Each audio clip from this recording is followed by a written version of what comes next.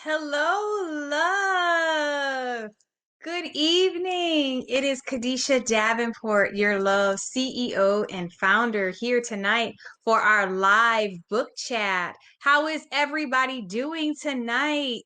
Hey, hey, hey, everybody. Join in, join in. We like to do the countdown to just kind of get everybody on and going so that when it's time to get the questions, going that we have everybody kind of ready to go because we do not want to waste anybody's time. So how are you guys doing tonight? We are on our part two of this book that we're reading. We are reading The Year of Yes by Shonda Rhimes. Actually, we read the book last month and we're just chatting about it this month to give people a little more time to let it sink in and get a better understanding of the important life lessons that we learned through Shonda Rhimes that paralleled with our lives in this season in time. So let's get started. Welcome, everybody. Welcome, love. Let's go, ladies. Hey, Miss Doreen.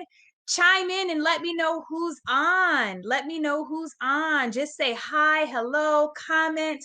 We want to make sure that you get what you're supposed to get. Hey, love. We want to make sure that you get what you're supposed to get out of each book chat. Let's go, ladies. Let's start with the chapters. We are talking about chapters 5 through 8 today. Again, 5 through 8. Hi, April. Now, I don't get to see every single comment, but if we can keep them going as people are coming in and saying hi, I appreciate it. I will try to acknowledge all the comments throughout our book chat. We are planning to be done at 9:30. Let's go with the first question. Chapter 5 we are on. If you're just joining, welcome. Khadijah Davenport, CEO and founder of Ladies of Victory, also known as Love. Let's go with the first question. Have you ever committed to something out of obligation and not wholeheartedly? Thank you, Latoya. Chapter 5. Have you ever committed to something out of obligation and not wholeheartedly? Anybody want to answer that question? Yes, I have in the past. No, I haven't recently. I learned my lesson. What did I learn? If you don't do it with your total heart, don't do it at all. My husband says, go big or don't go at all. And so I feel like there are certain things that you have to learn to say yes to no. If I can't give you all of me, if I can't be totally committed, if I can't do what I'm supposed to do in excellence, let me repeat that. If I can't do what I'm supposed to do in excellence and I can't give you 100% and I can't do it the right way with integrity, I'm not doing it anymore. I'm not just wasting my time and I'm not going to waste your time. And if you do something half-heartedly, you might as well not do it. If you have to be prodded to do something, if you have to think about it, if all of that, you might as well not. Yes, Doreen, yes, in the past we all have, but we are in a new year, we are in a new season, and we are moving forward, and we're not going to allow what we used to do in the past to hinder us from our future. Oh, well. Oh, yeah.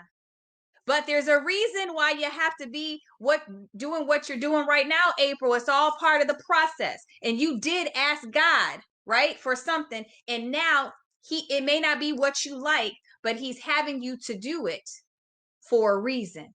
So you did ask. You did ask, and make sure you're always specific with what you ask God for, because he will give you the desires of your heart. Make sure that you ask specifics. You hear me? Okay. Anybody else? Have you ever done something out of obligation and not wholeheartedly? Let me talk about this in regards to leadership. When you're in leadership in any capacity, you're supposed to lead by example. It's not just a title. It is actions, actions, actions. So you can't aspire to be in leadership. You can't aspire to have a title and you can't walk in that title. That means there's always going to be times where you have to do something you do not want to do. And with that, you ask God or your higher power, because everyone doesn't believe in our God, our Alpha and Omega, and that is okay. Whatever higher power you believe in, you go to them and you ask them, hey, you say, I don't feel like doing this. I don't want to. You don't mumble and complain about something You say, I don't feel like doing this. And can you please give me strength in you to do it, to bring you glory and honor? Because if I can't bring God glory and honor in what I do, I'm not doing it anymore. If I can't go to him and ask him to help me deal with me, because there's things that we do every day that we don't want to do, but we have to get up and we can't complain and we can't mumble and we can't get an attitude and we can't reject chastisement. We can't reject correction because we're all up in our feelings. Yep, I said it. Get out of you. Learn to do things, because I guarantee 150%. If you ask me to do something for you, I'm not going to do a half job. So you shouldn't do it for me or anybody else that's in your life, that's helping you, that's loving you, that's pushing you. You give them your all. You have given more to people that have done nothing for you. But yet the very people that do what they're supposed to do for you, you give them your minimum. Not no more. Not in 2021. Next question, chapter 6. Let's go, ladies. I am ready and hot like fire tonight. Matching my hair. Let's go. Do you ask for help when needed before or after a crisis? That goes right along into what we just talked about. I want to hear what everybody else has to say, because I have a lot to say about that question. I may just keep my comments to myself. Yes, you do. Amen to you, April. That is 150,000% true. You give not only to your leaders, you give 100% your whole heart to your ministry, not just your leaders. You give us above and beyond all the time. And I do not have a problem with saying and acknowledging it in honor and giving honor where honor is due. We don't even have to ask you to do nothing. You ask us, which everybody in leadership should do the same thing. And there's a lot of times we don't even have to ask. You just do, because you're connected and you love us. You hear that? When you love people, you go above and beyond, and they don't have to ask you to do a thing because you're connected. Oh, yes, baby. We are hot like fire tonight. If you're just joining, we are talking about The Year of Yes by Shonda Rhimes. We are chatting about chapters 5 through 8. We are paralleling the things that Shonda went through with the things in our lives, because this book helps you. It helped her, but it helps you by getting you in alignment and recognizing some of the flaws, because we all have flaws, recognizing our own flaws so that we can learn to change the cycles that we have. And we have accepted certain cycles in our lives. We have accepted them, and now you have to change them. We have started a group, this Healthy Habits group, with some health coaching, and I tell you, it is not easy, right? It is not easy. Let's get some of these questions answered. Do you ask for help when needed before or after a crisis? How many people ask for help before a crisis? What we mean by a crisis? Well, I'll tell you what a crisis is. You're behind on your car note and your car is about to be repossessed.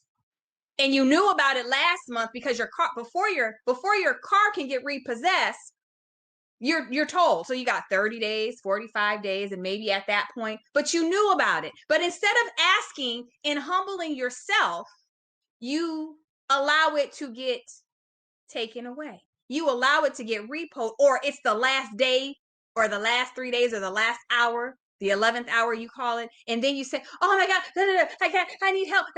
That's a crisis, because it's preventable. Because if your car note is $350 and you said, hey, my friend, my auntie, my uncle, whoever is in your life that cares about you, I guarantee it, if they have money to squander everywhere else, if you ask them for help prior to being in a crisis, I guarantee they would help you. But you can't ask, let me make sure. You can't ask people for help, right? With certain things, and then you popping bottles on Facebook and you going on excursions and you living your best life. But when it's time to pay your bills, you're in a crisis. Absolutely not. That is not what we're talking about. That is not what you can do. So I'm telling you, do you ask for help when needed? Before or after a crisis? Sometimes I ask for help. Thank you, Doreen, for being honest. Sometimes you ask for help, but that has changed now. You ask for help when you really need help. But when you really need help, the people that love and care about you will definitely help you. What I'm not going to do is hinder you. What I'm not going to do is hinder you. I'm not going to be a crutch any longer, because sometimes the very help that we want is for someone to just do it for us. And we really don't want to change our bad habits or our bad behaviors because we're used to it and we get off on it sometimes, right? I get off on the highs and lows of crisis. And do you really love me? Because if you love me, you'll help me. But yet you give your best and you give all your other stuff to other people. But the very people that you know have your back, you mistreat them. Oh, sweet baby Jesus. I've asked for help with Kelly and that, but it didn't come, so I waited until yeah. But you had a very, April, you had a very specific desire, and you had to get past this in your head, and then you had to rationalize it and really understand, if you don't get help outside of who you thought should have helped you or could have helped you, you were going to be in a what do you call it, a mental health facility, right, with your hands in the white walls, because there's a point where we have to get out of this and we have to do what we know is right to do. And it may took research, it may took time, it may have took trial and error, but the point is now you've gotten there.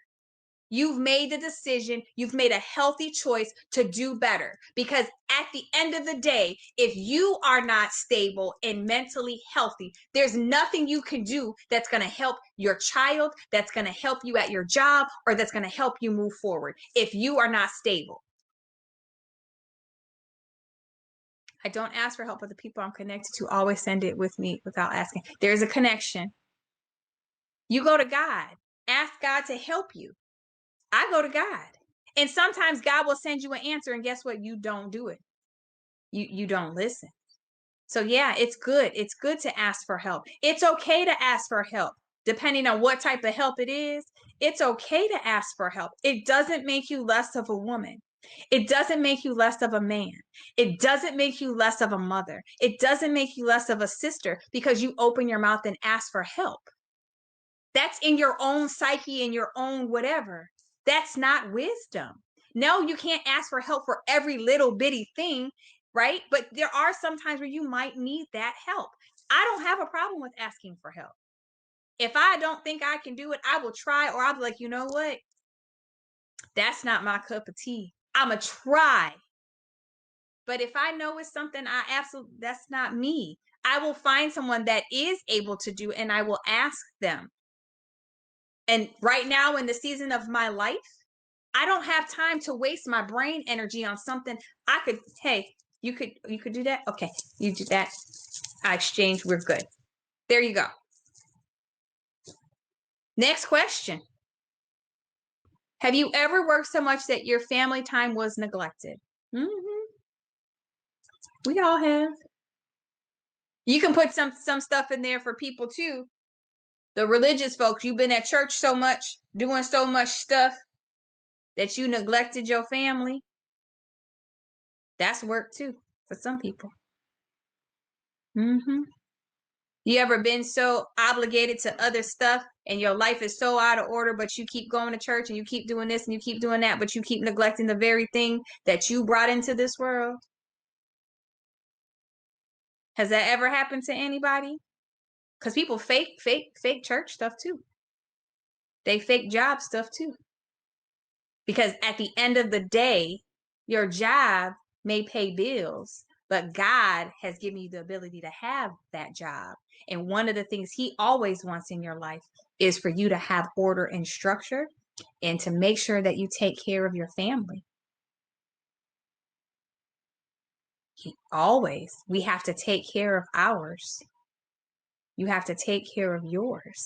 And it's important to have some type of balance. And what I will say is it may not ever be 50-50. And sometimes you may have to do more ministry. You heard what I said? Ministry, not church. You have to do more ministry at certain times. And sometimes your family can be part and sometimes your family cannot be a part. But you have to find balance. You have to find balance with your health and your your wellness, health and wellness. So you can't be so super spiritual and I'm in church and I'm on 5 services and I'm in the book club and I'm doing this and I'm doing that and I'm doing that. And your kid is at home by themselves and you're not spending no time because whatever you're doing is not more important than your child. Or your child should be a part of the ministry too. If you at the church 24/7, then your kid should be there with you too. They shouldn't be at home by themselves anyway. And you can't be super spiritual. You can't be super spiritual on Sunday and then a harlot on Sunday night.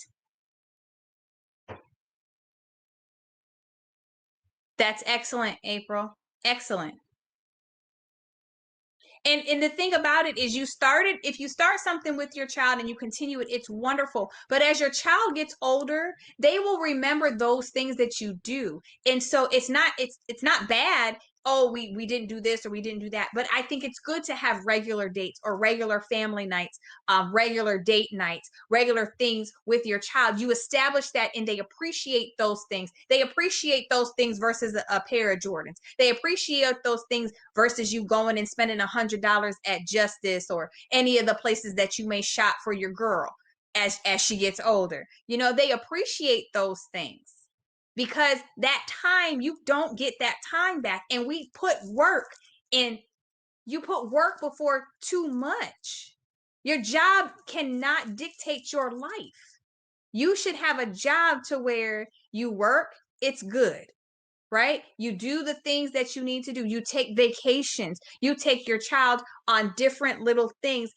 It has nothing to do with riches and wealth.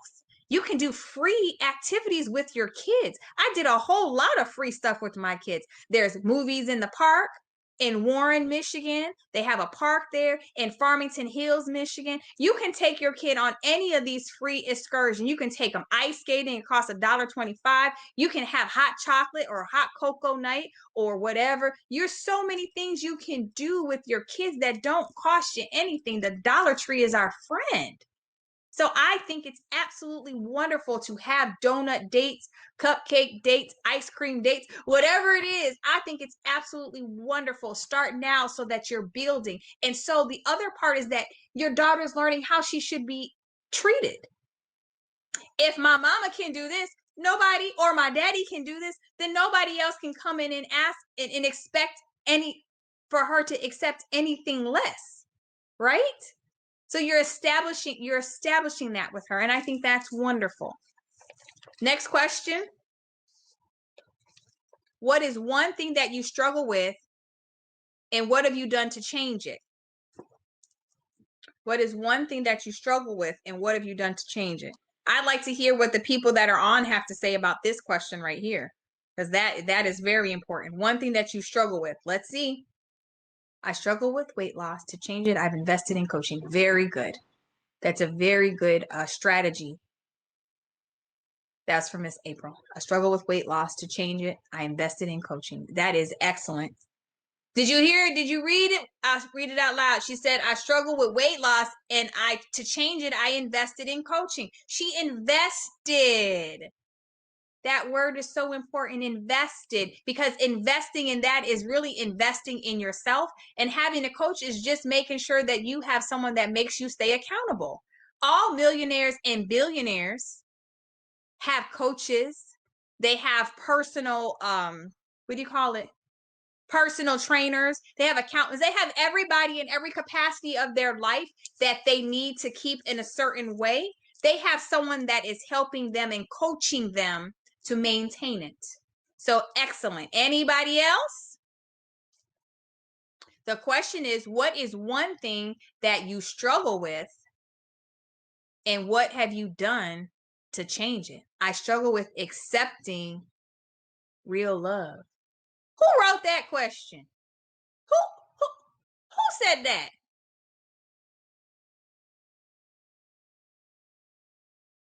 I can't see who wrote the question when they come from the love page. It says I struggle with accepting. I think they meant accept with ACCEPTING. Accepting love from real love. I don't know what you mean by real love. Like genuine love. that people give, like you reject love, like genuine love, so you take fake love and not real love? Someone else, can you help me with that? Real love meaning people that genuinely just love you. You can't accept it. You got to be a jerk about it. You got to what? I don't understand. You run away from it. You can't show real love, so you show fake love. I don't know what that means, but anybody else can jump on and say something. Okay. Struggle with this, Eugene. Eating for me too. Very good, Doreen. Very good. When you have people that are motivated and like-minded to keep you going, when you start to eat better, you feel better naturally. When you start to eat better, you feel better naturally. And the other thing is, you can really eat what you want to. Ding, ding, ding. Just eat the portion sizes. That's a little nugget. You can really eat what you want to. Your diet has to change by what you intake. What you intake, the quantity of what you intake. That's what'll help. And I recommend 6 to 8 meals a day, not full course meals. Snacks are meals. But when you really want to change, you have to invest in that. And I like that word, investing. When you want to change something in your life, personal, health-wise, business, anything, you have to invest in that. You have to invest in it. You have to invest in it. You're not paying for it. You're investing. You're investing your money in someone to help you have a better you. So you're investing in yourself. That's what it is. You want a coach to help you reach your goals. Coaches are not like teachers. Well, I'm going to tell you how to do this. And then, no, coaches are telling you this is what you need to do to be successful. Now you have the choice. You listen or you don't listen. But when you invest in something, you put more into it. If I'm lying, tell me. But when you invest, you put more into it. When you were getting school scholarships and all of that, you kind of did what you wanted to. But when you had to start paying money, for some of y'all that had to start paying money out of pocket for college expenses, you was like, I'm about to give me a 4.0. I'm not about to mess with my money, right? When it's coming out of your bank account, you do stuff a little bit different. It's the same thing with investing in yourself. You can invest in yourself. We are available to assist you at LegacyLifeChangers.com. You can reach us at legacylifechangers@gmail.com, or you can text or call us at 601-299-9960 for personal coaching services. Again, personal coaching services. You need to invest in you. Whatever that may mean to you, it is not cookie cutter for everybody. It is something that we will specifically design for you to meet your needs, because that is so very, very important. Do we have any more questions? Do we have any more comments for the night? I don't want to keep us over too much. I know that we started a little bit late, so I want to give people a few more minutes to continue. I'm going to do this last announcement. The Year of Yes by Shonda Rhimes. We are talking about this book. We're just concluding our part 2, chapters 5 through 8. Join us next week, Monday at 9 p.m. here. Ladies of Victory, you can find us live on Love and Facebook, and you can also find us live on YouTube. And please head to ladiesofvictory.com and subscribe, so that you can be one of the first ones alerted when we have new things coming up. Please, please, please subscribe. We appreciate all of you guys for joining us live tonight on Love. I thank you. I appreciate you. I hope you got something out of this book chat that'll permeate your heart and get you to and evoke you for that change that you need to make your life better. That's my goal, to make your life better, to make you the best you can be, and only one day at a time. At the end of the day, let everything you do be done in love. Have a great night, everybody. Peace. Love you. Take care.